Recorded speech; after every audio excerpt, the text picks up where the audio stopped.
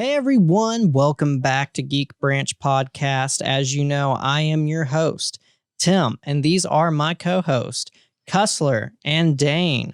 So some of y'all probably watched the PAX East panel for Baldurs Gate 3, and just like us, I'm sure you're hyped, except for the small group of hardcore purists of Baldur's Gate 1 and 2. I understand that they are upset. And the reason being is that we are getting the usual Larian Studios beautifully crafted turn-based strategy combat system. And Baldur's Gate 1 and 2 was in real time. So there's been a lot of debate about that, but we did get a 10-minute little teaser of gameplay. We found out a lot of information in those 10 minutes. We also got a Q&A from Larian Studios to find out more about the game. And it's very exciting. I know both Dane and Cussler both really enjoyed what they saw so far. What do you think about it, Dane? Well, a couple of things. Baldur's Gate's amazing. It's one of the best places in Faerun. Waterdeep is personally my favorite, but Baldur's Gate is a second choice on the Sword Coast. So I'm always going to be happy to return to that location. There's tons of things to do in this mag of metropolis that's just there in Great Harbor. So what I'm looking forward to is visiting certain locations in Baldur's Gate. The Temple of Gorn, which I think they call the Great Hall of Wonders, is going to be someplace I hope that we can go and buy really unique one-of items. I've always liked to do that in D&D campaigns, is go there to find unique novelty items that you can only get made or can only find in that one location. We're going to be able to go and see the Watch. We're going to be able to go and see the Harpers. We may be able to join them. The fire mercenaries, whose name I'm completely blanking on right now. I think they're Fire Fist or Sacred Fire. Something like that. Yeah, they're the mercenaries that guard the town. Maybe we could join up with them. There's a lot of possibilities here. But one of the things I'm most excited for is that our main antagonists are going to be Mind Flayers. Yes, that just so happens to be very popular and just in the zeitgeist of like geek D&D right now, thanks to Stranger Things. A lot of people that don't play D&D know what a Mind Flayer are.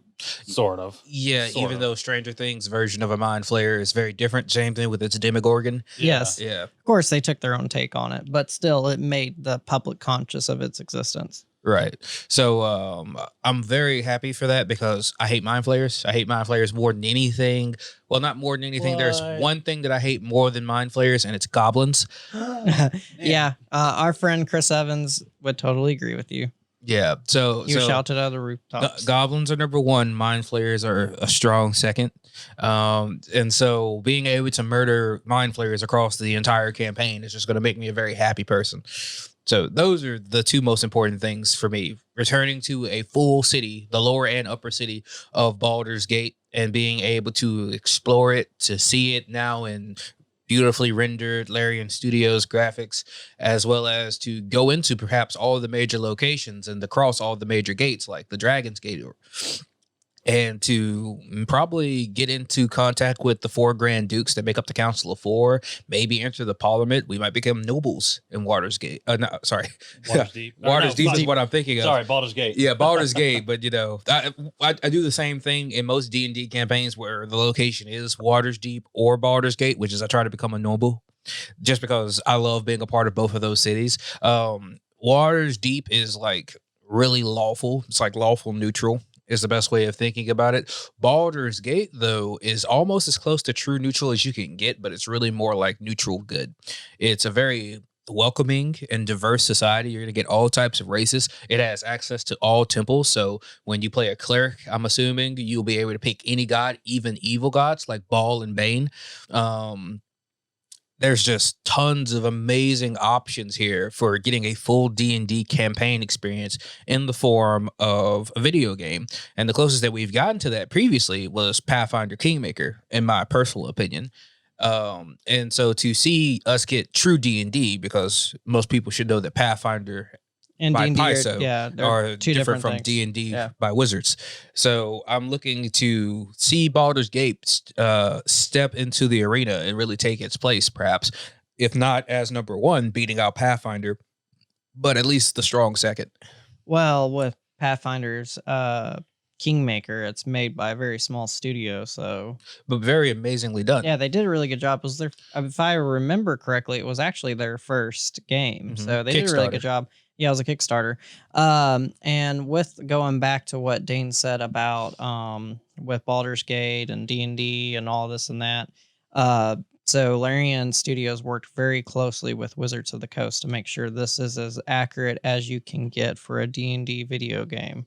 So you'll see certain things like landscape being a very important part of the game versus how it is in Divinity Original Sin. You'll see where people actually roll for initiative. They'll roll for trying to bluff, different things like that. Divinity Original Sin didn't do that, 1 or 2.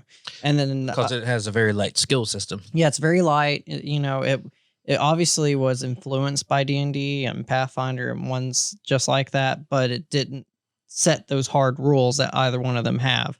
And so Larian is making sure that they respect the system.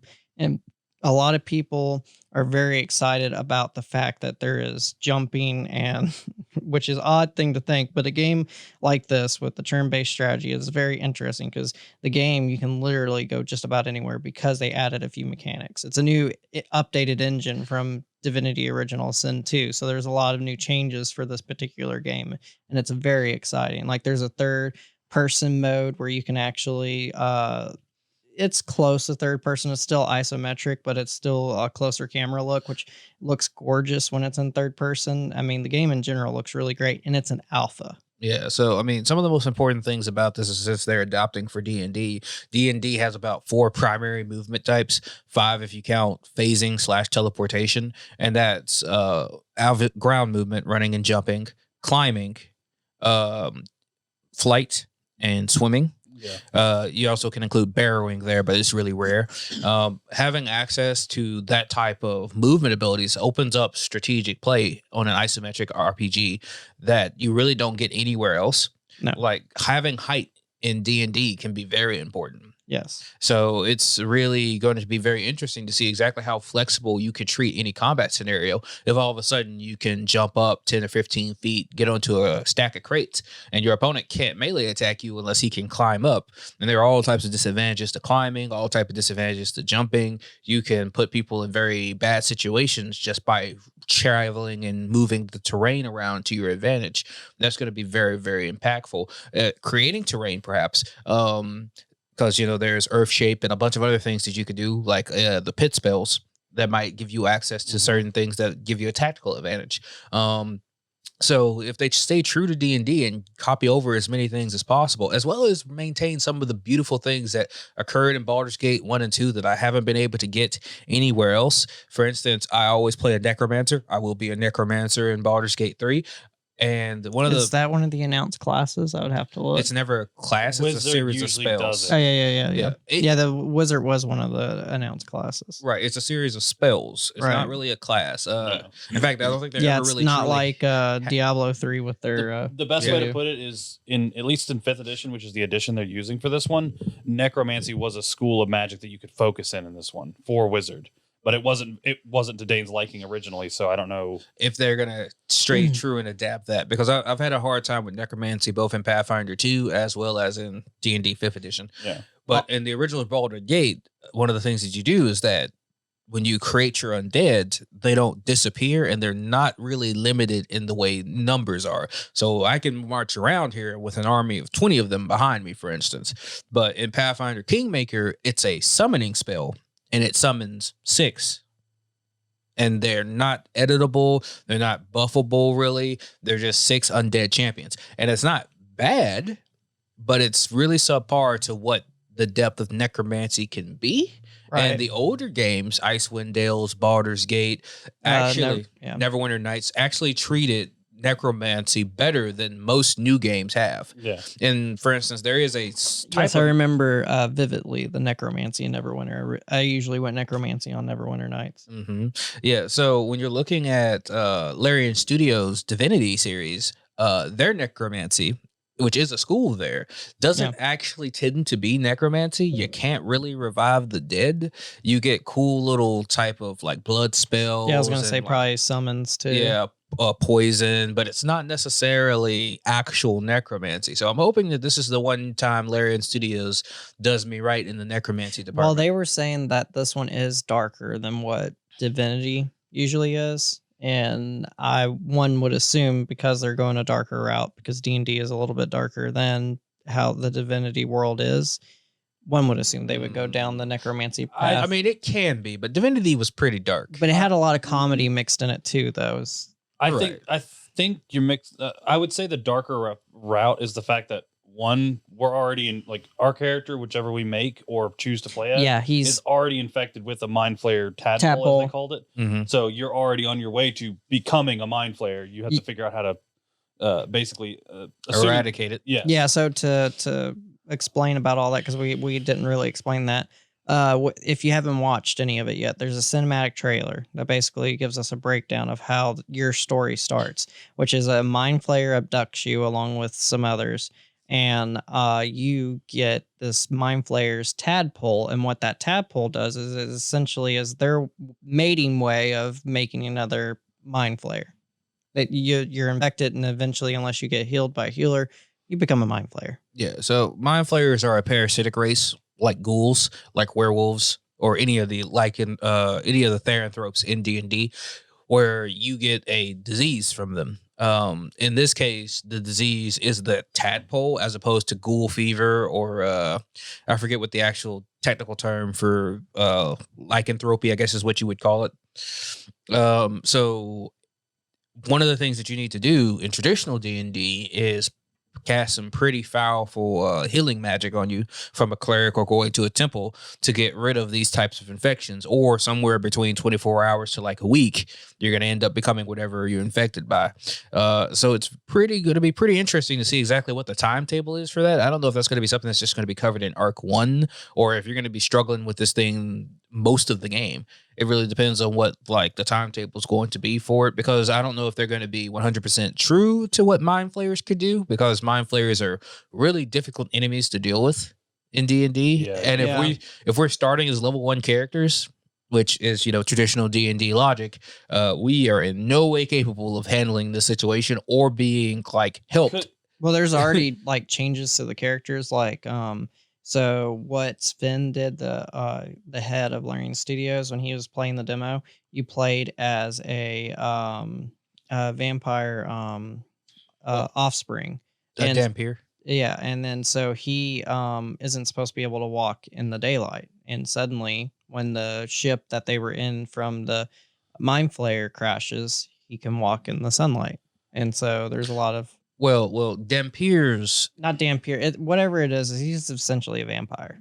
Oh, he is a outright vampire? It is. So do we have like the way level adjustment races? Can we be the like way Sven explain? I forgot how did. Do you the remember? best way to put it is he's a vampire's thrall is a better way to put it. He's somebody that's changed to be like a vampire, but he's not a true vampire himself. Yeah, he's a slave to a true vampire. But he's so he hasn't fully gone through the process yet. No. He's in the process of becoming one. But he is somebody that he specific, like the character himself mentions, I'm in the sunlight. I've never seen the sky so beautiful. He basically says a bunch like that. And the first person he meets, you have the option of teaming up with that person or eating. Yes, eating you on can them. try to feed on them. But specifically, I'm assuming that the tadpole itself is messing with your character from the inside as well, because you already have the ability that's shown very early that you can mind meld with somebody if they also have the tadpole. Tadpole. But the other thing I assume is it might be a level drop for us, and that's why we're going to be going into this as lower level. So we could have been level 10, and they make it so the tadpole drops you down to like 1 or 2. It's interfering with what we would normally do. That's my assumption, but again, that's an assumption. Right. Yeah. Well, that would also give us the stats necessary to survive having one of these in us for a period of time. Yes. Because, like, for instance, with ghoul fever, right, low-level characters, you get abilities from having ghoul fever, like ghoulish cravings, and low-level characters just cannot resist that. Right. So that's my assumption is we have been level adjusted because of this. As for the vampire thing, I'm not sure. He did not say that there were. He didn't say you could play a vampire. Specifically, specifically, the character is a high elf. Yeah. That he was playing as, but I assume that means he's been Well, I'm presuming that if you pick that race, you pick a sub race that you could always look like. Okay, that. so with that, there are characters that already have like a detailed story, and so that's why that particular guy. So it's just like Larian Studios Divinity, where you can Original pick Sin all too, yeah. original sin, where you can pick a number of original characters and then create your own character. That Gith Yankee female that's trapped in the pod, you can play as her. Yeah, she's one of the characters you can play as. Yeah. So that's really simple. I mean, that could also explain why he has such a unique disposition. You may not be able to copy it in character creation. I really hope that you can, but yeah. I mean, but they did that for the undead too, because remember that when you played the undead in Original Sin, you could be an undead and then pick a sub race which you became undead from. Yes. You could be an undead dwarf, an undead lizard folk, an undead elf, an so undead human. it is possible that they could add that as part of a background or something like that. I mean, becoming undead is always one of my things. So, like, I don't really care about starting the game that way, but if I could get that way, though, yeah, I'm sure you can. It's made by Larian. I mean, they have so many open-ended ways of doing certain things. I had to wait until the second Pathfinder game from Owlcat Studios in order to become a lich. So I have to be patient sometimes. I may not be able to do it immediately out of Larian. That's true. Also, a thing about when people complained about the story not seeming to line up with Baldur's Gate 1 and 2, what you have to think about, which was very smart on Larian's part, the story is set 100 years after the first two games. So that's why there's a big time jump. So that would explain why. A big point in D&D is whenever they do a edition change, it's actual progress of time. It's usually a time jump of like. So the big thing for what happened in 4th edition was the spell plague happened. Basically, it's basically a magical infection that people could get that would give them wild abilities, literally wild. You could literally just have random crazy abilities. One of my dad's favorites is literally blindside out to 1 square, but that's it. It's blindside out to 1 square, and I think your eyes glow when you're using it. Yeah, it's like wild magic or primal magic. Yes, just it's part of the spell plague. But every time they change an edition, it usually comes with a time skip and a lot of changes to the world itself. So we can just say that we're actually we're playing 5th edition, so it's perfectly reasonable that we're not in the original setting or time for Baldur's Gate. But Baldur's Gate shouldn't have changed any, because no real big events happened to the 3 big cities. I was gonna say, I think Neverwinter had stuff happen to it because they had to deal with the plague, right? But a different type of plague. Past that, I don't think any cities dealt with much of anything.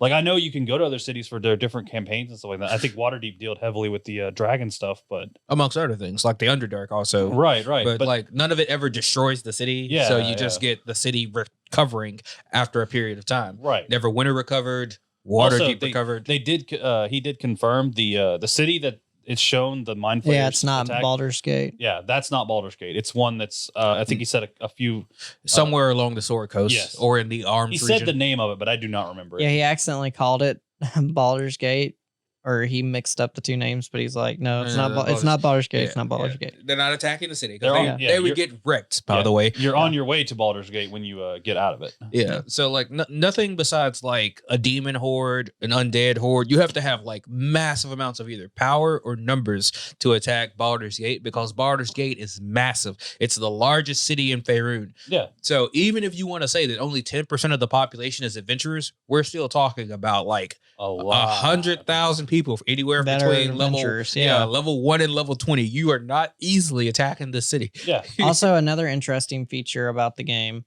which is also a thing from Divinity Original Sin 2, is you can split the party. Of course, number 1 rule in D&D, don't split the party, but only there's one exception to that, and that is when the rogue is scouting. Yes. Because no one else has stealth. Yep. But you can split the party if you want to. So you can go make somebody go to town and do some stuff while you have another person battling, which is a bad idea. But if you want to, Depends. you can. Once again, if the a rogue, rogue. If a rogue is off scouting, or if a rogue is off, or if a ranger's off foraging, I mean that's perfectly viable for a reason for them to leave. But it is usually frowned upon when in combat situations to split the party. Yeah. Unless forced upon you. Right. So like when we're dungeon delving, which I assume there will be at least 2 or 3 dungeons because we have to go and find the. Well, it's Dungeons and Dragons. There better be dungeons. My point being is yes. I mean, sometimes it could be completely open world and you don't really have dungeons to go into. Yeah. Right. So, but I'm thinking there are going to be specific dungeon instances in the game because we have to go and find mind flayers, and you never find mind flayers just chilling out above ground. No. They have layers. Underdark, usually. Yeah, they have layers. So we're probably going to do a bunch of dives. I wonder if we're going to fight a big brain. I want to fight a big brain. Obviously. Well, you never know. I mean, how else are we going to get rid of them? We can kill mind flayers all day, but if you don't take out the queen. Yeah, they're just going to keep coming back. Right. So we're just going to sit there. We're going to be dealing with this for the rest of eternity. So obviously that's probably one of the big bosses of the game. Right. As to what exactly the mind flayers are doing here, how they decided that they wanted to start trying to take over the surface world. I don't know. I really hope they do what they did with Original Sin 2, which was you can make your own D&D campaign in Original Sin 2. Oh, the module system? Yeah. Yeah. I really hope they do that with this. That would be fun. That's been true for these games for a very long time because Neverwinter Nights 1 had a module system. Yeah. So I presume that if it's not going to come out immediately, it's going to be within a year of the actual We could game's totally release. play like a D&D like campaign that way. I mean, because you could totally do it with Divinity. You could totally do it with Neverwinter Nights 1 and 2. But now it's got the hard D&D rules. So it'd be... it would be D&D. It would literally be D&D. Outside of like whatever they decide to like skip. So he mentioned that the ranger could go out foraging. I don't think they're going to do the camp system. They are. There's a camp system. They did say they're going to do the camp system? Yep. All right. Well, then the ranger may be going foraging. Yeah. You can build the camp. You can get followers, all that. Cool. Yep.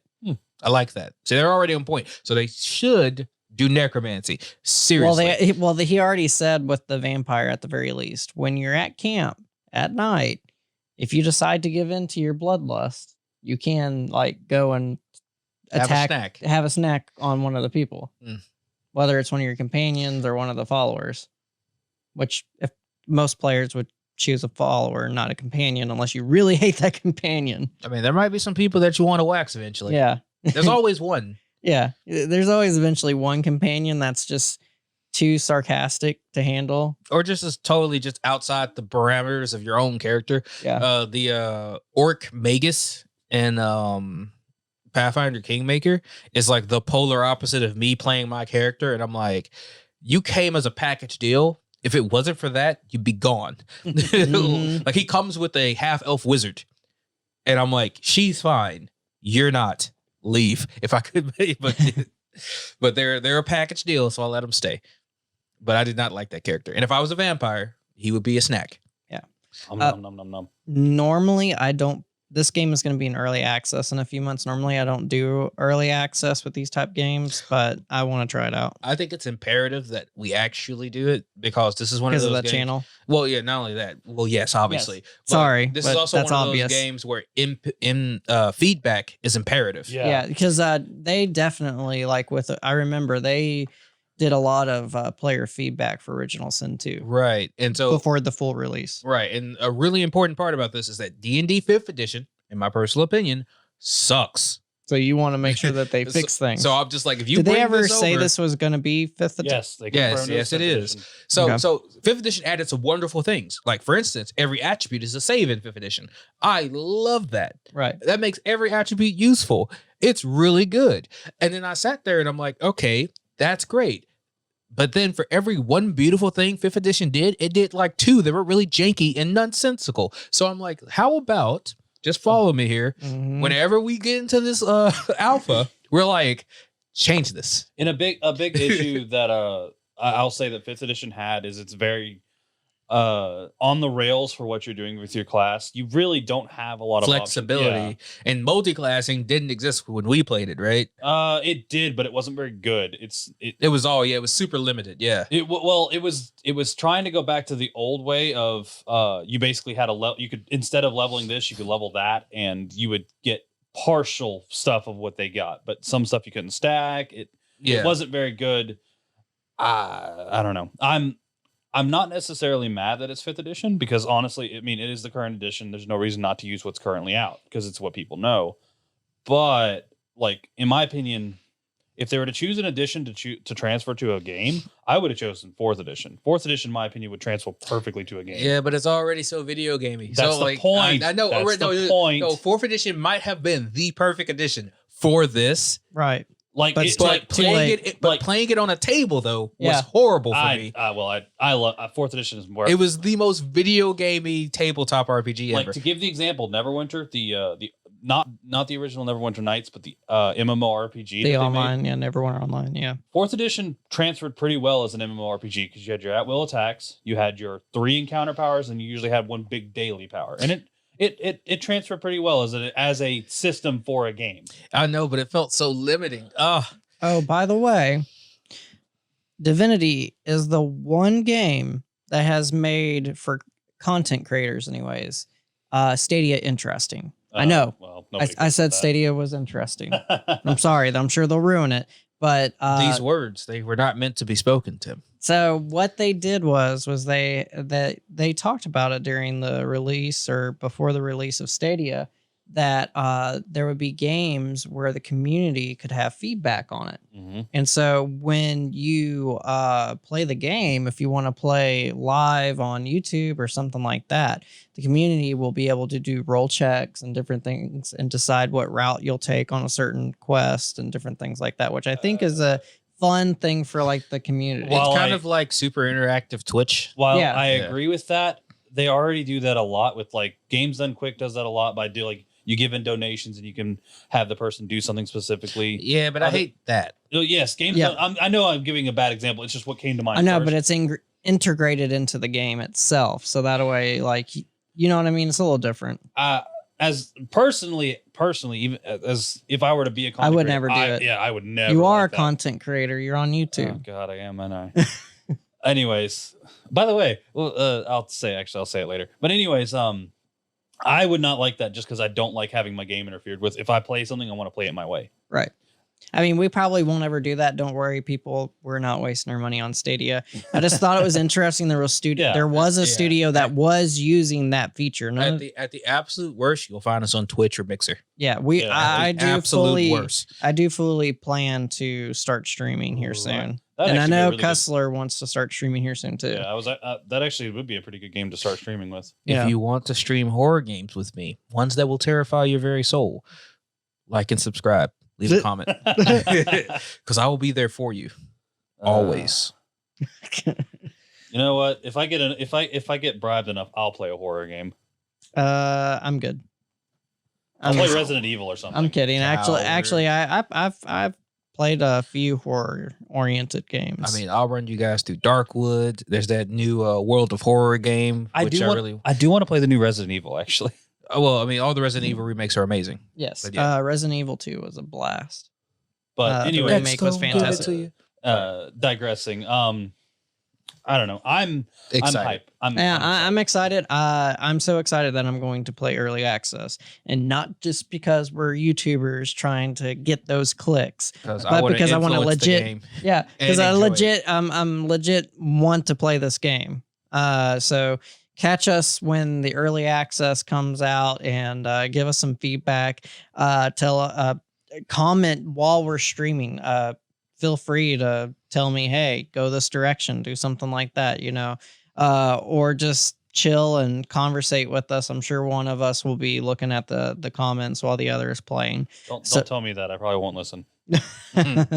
Anyways, thank you so much for watching. Thank you so much for listening. And most of all, thank you for letting us get to the root of our geek culture with you.